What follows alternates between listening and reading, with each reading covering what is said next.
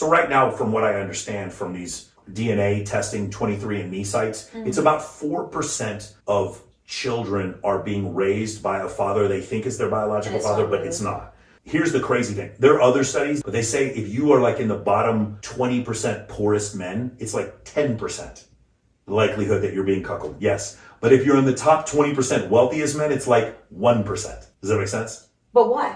Because what we find in the evolutionary record is 40% of men have reproduced and 80% of women. So women are like, there's a man for women. Like even when women are, you have friends who are morbidly obese, not very attractive, and dudes are still trying to throw at them. The level for women to get sex, just sex, is like they can get sex. Women can 10 times easier, yeah. More than 10 times. Yeah. Yes. Depending on who the man is. But so throughout history, so I've seen different studies when it comes to cheating. And hopefully I'm going to have Mac and Murphy on this summer to come on. He's a human psychology. He studies mate choices or whatever. He studied anthropology and evolutionary psychology from Oxford. And one of the things he studies is cheating. He's like an expert on cheating, statistics on cheating. It's really fascinating stuff. And one of the things he talked about, somewhere in the area of, and don't quote me on this, but it's like 15% of women and 25% of men, or it's 20% of women and 30% of men. That's about where the cheating stats. I saw one, it was 18% of women and 28% of men. Whatever it is, it's more men than women. It's about, and men cheat more by about a third than women do. But here's the thing. I have literally heard you say that women cheat more than men. No, what I said was Sadia Khan said that. I've never said that. I don't think that women cheat more than men. There's been Access Vegases that I have come on where you say that women cheat more than men because they have more access to sex than men do. No, what I said, Sadia Khan said women cheat more than men. We were reacting to a Sadia Khan quote. Sadia Khan said that. I don't agree with that. I would have to revisit that clip. Please. Yeah, I've never said that. For me, cheating is he kisses you, he touches your breasts, he touches your vagina or your butt. That to me, that's cheating. So you don't believe in emotional cheating? I do, but it's not nearly as deleterious to me as a man putting his in you. That's 100x worse. And so that's another place where men and women are dimorphically different. When they survey men and women, they would survey them and they'd ask the men, what's worse? If a woman has no sex with a guy but falls in love with him, has like an emotional connection to a guy but doesn't have sex with him, or if she has sex with a guy, short term, maybe a hookup at a party, like a random one-time thing, but has no emotional connection, doesn't even have his phone number, which is worse. And then they ask the same thing, and they ask the same thing to women. Women, by far, and I think it was like 60-70%. We talked about this. Yeah, 60-70% of women said that it was worse if the man had an emotional connection. And something like 97% of men said it was worse, the sex was worse. Because for us, it's like one of these situations where you're like, well, it didn't matter, I was drunk, and it didn't matter. And I was like, well, it's like, I've heard women say this before. This is specifically women who film with other men than their boyfriends. They're like, honey, I had sex with him, but I didn't enjoy it. And my response to that is, he enjoyed it. And like, the other thing is, I'm working hard to keep you as a partner. I have to invest in you.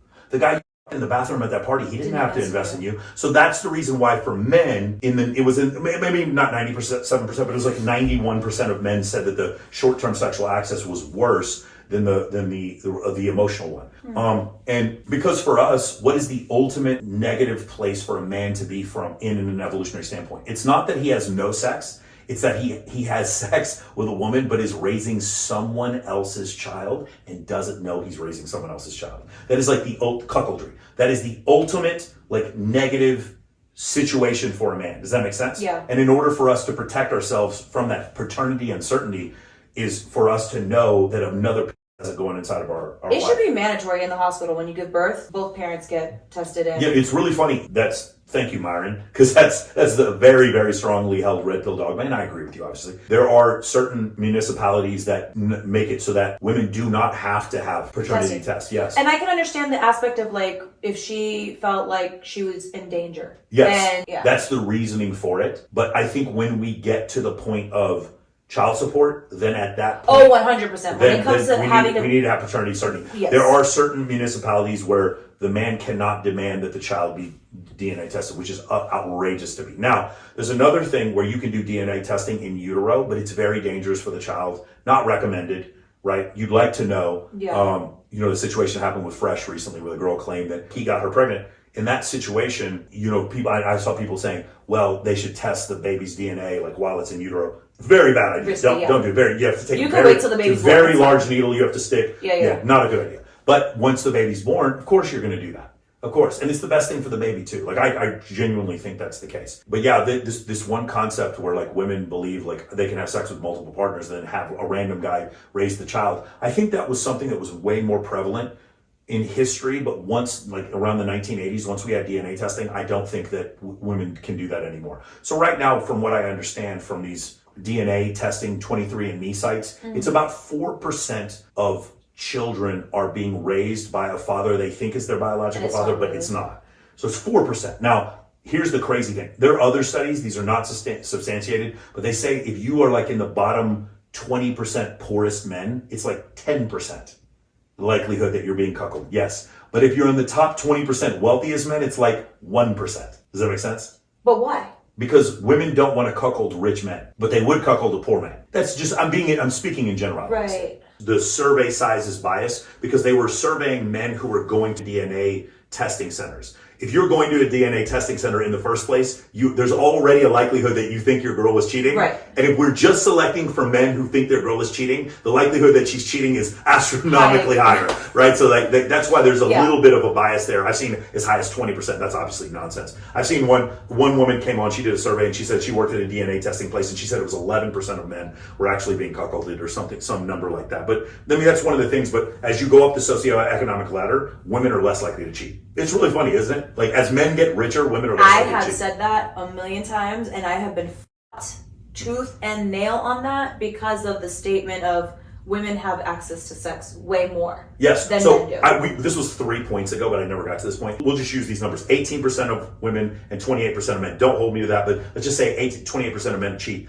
There's this other group of men who wish they could cheat but can't because they're not attracted to the opposite sex. Or have money or have money. But for whatever reason, cheating is generally short-term sexual access. It's not generally long-term access. Generally, unless you have two completely separate families, that's like crazy there. But like for the most part, cheating is short-term sexual access. When we're talking about like most of the time, not always, about a third of men can't compete in short-term sexual access ever. They get zero short-term sexual access. They're just not attractive What is enough. Short-term sexual access? Like casual sex? Casual sex. Okay. From that standpoint, you would agree there's a group of men who want to cheat but can't. But can't. Absolutely. Okay. Is there a group of women who want to cheat but can't? A smaller percentage, but yes. I think it's 0%. Like if women want sex, they can get sex. You're talking about a woman who lives on a farm in Des Moines. Yeah, maybe she can't cheat. But for the most part, if you live in Manhattan and you're a woman and you want to cheat, there's numerous options. We just have less to risk. And that goes back to the parental investment hypothesis in evolutionary psychology, which is of the two genders, in any two gender species, whichever of the two genders has more parental investment, with Homo sapiens as females, in that case, the man will compete for women. And you see this in every gender, whether it's bull seals or gazelles or whatever. You'll see that. You'll find this. You know the mating habits of bull seals? Yeah, of course. Bull seals are 10 times bigger than the females. When male bull seals fight each other for the harem of females, they'll actually kill some of the females by rolling over them. Because of that, because you'll have one male elephant bull seal that will impregnate like 60 or 70 females. What? The males are 10 times bigger than the females. So bull seals are not monogamous. No, gorillas are, I want to say 6 times, the males are 6 times bigger than the females. Yeah. Homo sapiens are 15% bigger than the females, meaning like most men had a couple of women if they were very high status. Some men had no women, and most men had one woman. That's generally around what would happen throughout history. I'm talking about 50,000 years ago. I'm not talking about today. In general, like for instance, I'll give you an example. The grip strength for the median man would put him in the 98th percentile for women.